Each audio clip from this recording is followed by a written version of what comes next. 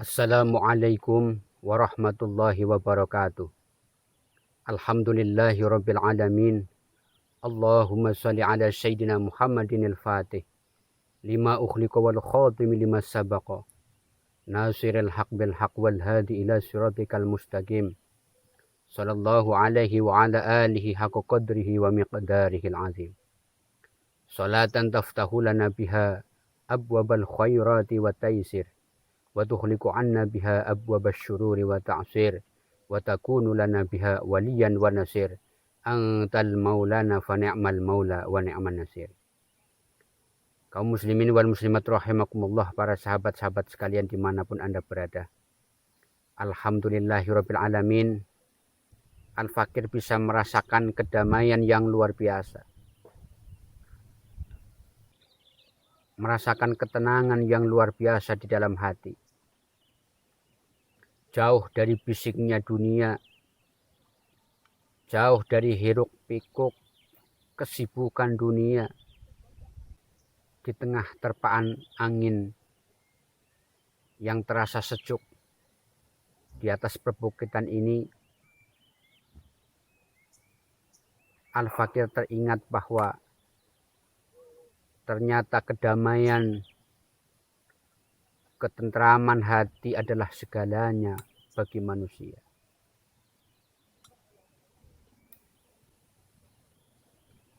Di suasana seperti ini, di tempat yang sunyi, yang hanya ditemani oleh dedaunan, rumput-rumput, dan angin yang sepoi-sepoi, yang kedamaiannya sanggup menyejukkan jiwa ini, Al-Fakir bisa merasakan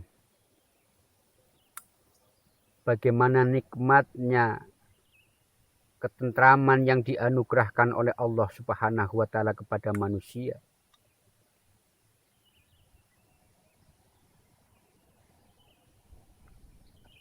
Yang diberi kekuatan untuk mengingatnya, mengingat asal kejadian manusia, dan mengingat tujuan manusia itu diciptakan di dunia. Ternyata tujuan manusia diciptakan itu bukanlah gemerlapnya dunia yang menyilaukan, kesibukan dunia yang memuakan. Padahal kita semua telah berjanji kepada Allah Subhanahu wa Ta'ala.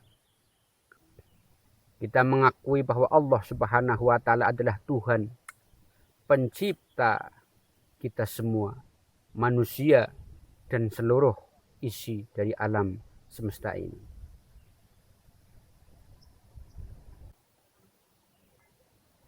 Tapi ketika manusia telah diturunkan ke alamul mulki, yaitu alam dunia ini, alam yang penuh dengan gemerlapnya dunia, kebanyakan kita manusia itu melupakan perjanjian tersebut.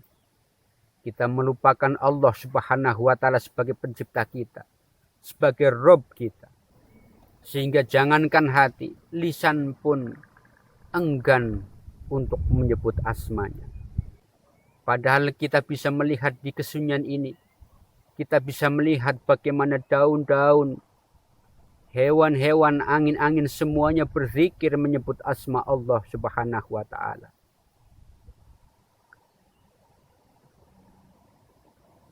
Sementara kita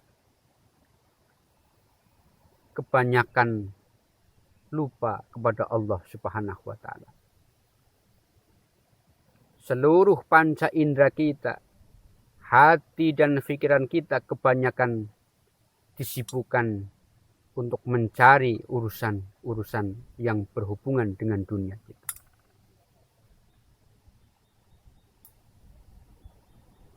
Sahabat-sahabatku kaum muslimin wal muslimat rahimakumullah.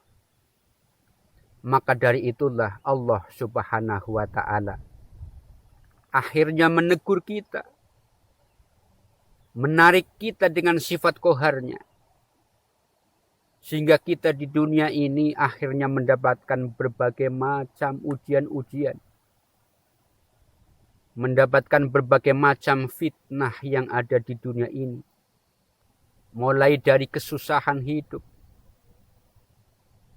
ditariknya keberkahan dari sisi kita, atau kita tertimpa penyakit, mendapatkan permasalahan-permasalahan, itu semua adalah merupakan sifat qaharnya Allah Subhanahu wa Ta'ala, untuk menarik diri kita agar kita tersadar, sehingga kita kembali bersimpuh di hadapannya, menghadapkan hati kita untuk bertawajuh kepada Allah Subhanahu wa Ta'ala, dan kalbu kita kembali mengingat Allah Subhanahu wa Ta'ala.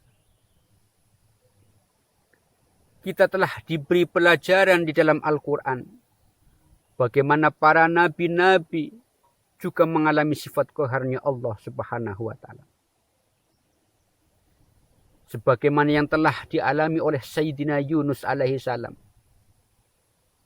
Beliau telah mendapatkan fitnah di dunia ini dengan dimasukkan jasadnya yang mulia ke dalam perut ikan. Ketika beliau berada di dalam perut ikan, itu sebenarnya adalah pembelajaran kepada kita semua, bahwa sebenarnya Nabi Yunus sedang berada di dalam sifat qaharnya Allah Subhanahu wa Ta'ala, untuk menguji keimanan, menariknya agar semakin dekat kepada Allah Subhanahu wa Ta'ala. Dan ternyata Sayyidina Yunus alaihi salam ketika berada di dalam perut ikan Nun, beliau senantiasa berzikir kepada Allah Subhanahu wa Ta'ala. Beliau senantiasa bertasbih mengagungkan asma Allah.